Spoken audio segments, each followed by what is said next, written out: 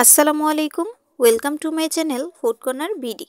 আজকে আপনাদের সাথে শেয়ার করব রসমালাই কেকের ডেকোরেশন ভিডিও। আর ডেকোরেশনটা কিভাবে আমি করেছি, ভিতরে কি কি দিয়েছি আর অনেক বেশি মজার হয়েছে কিভাবে, সব কিছু ডিটেলসে শেয়ার করব। আর এই রসমালাই কেকটা কিন্তু আমি লাইভে বানিয়েছি, আপনারা চাইলে দেখে আসতে পারেন। খুবই সহজ এবং প্রফেশনাল রেসিপিতেই শেয়ার করা আছে। আর একটা কেককে বেশি মজার করার জন্য কিন্তু শুধুমাত্র ক্রিম দিয়ে লেপে দিলেই হয় না।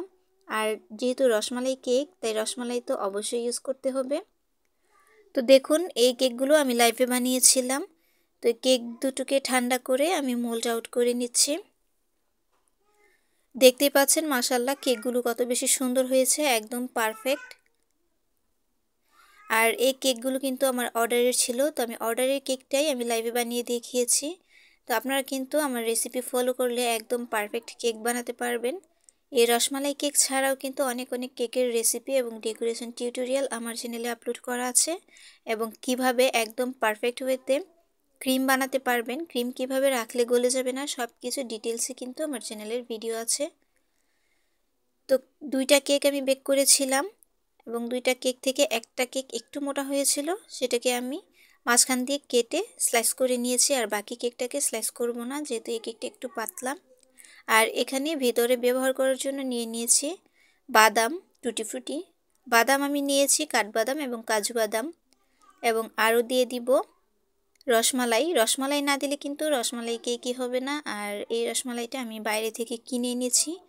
আপনারা চাইলে কিন্তু বাসায় রসমালাইটা বানিয়ে তারপর কেকটাতে ব্যবহার করতে পারেন।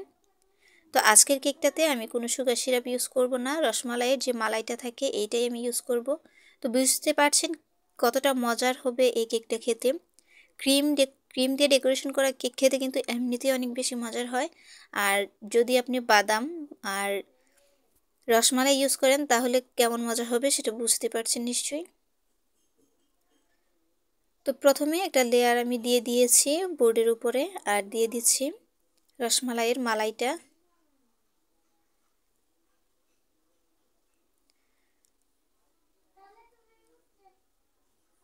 এই কেকটা আমি প্রায় বাসায় বানিয়ে থাকি, আমার কাছে অনেক বেশি মজার লাগে এই কেকটা খেতে। আর আমি যতবারই এই কেকটা ডেলিভারি দেই আমার কাস্টমাররা অনেক বেশি খুশি হয় এবং খুব ভালো রিভিউ দেয়।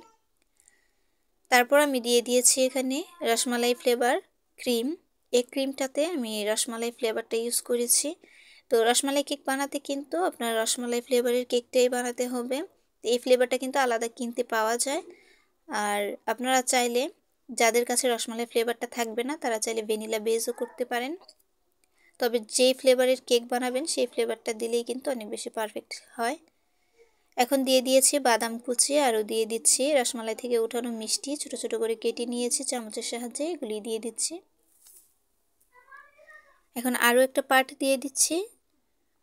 আর এই পার্টটাতেও আমি রসমালাই থেকে মালাইটা তুলে দিয়ে দিয়েছিলাম, আবারও দিয়ে দিচ্ছি ক্রিম।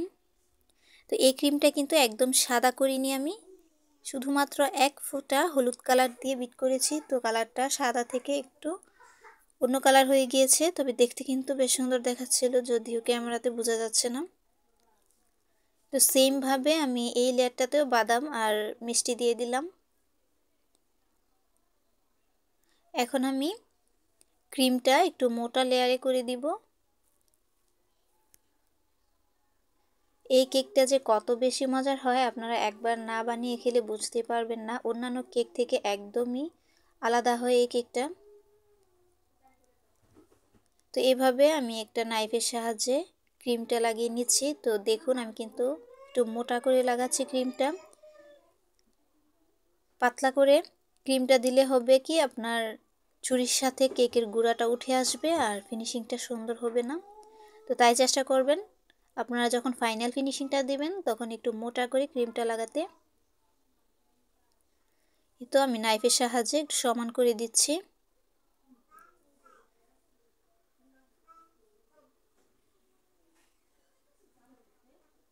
আর অনেক বেশি চাপাচাপি করে এই ফিনিশিংটা করতে যাবেন না, একদম আলতো হাতে আপনার যতটুকু সম্ভব একটু ভালোভাবে ফিনিশিং করে নেবেন। এই তো ফিনিশিং করা শেষ। এখন আমি একটা পাইপিং ব্যাগের সাহায্যে কেকের উপরে কিছু লিখে নিয়েছি। এই লেখাটা যিনি অর্ডার করেছেন উনি আমাকে দিয়ে দিয়েছিলেন যেন কেকের উপরে লিখে দিই। তো পাইপিং ব্যাগে চকলেট মেল্ট করে এভাবে লিখে দিয়েছি, ওইটা আর দেখালাম না।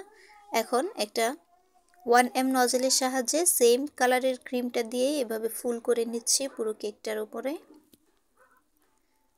এই ফুলটা করা কিন্তু একদমই সহজ, শুধুমাত্র একটু চাপ দিয়ে হাতটা ঘোরালেই কিন্তু এই সুন্দর ফুলটা হয়ে যায়।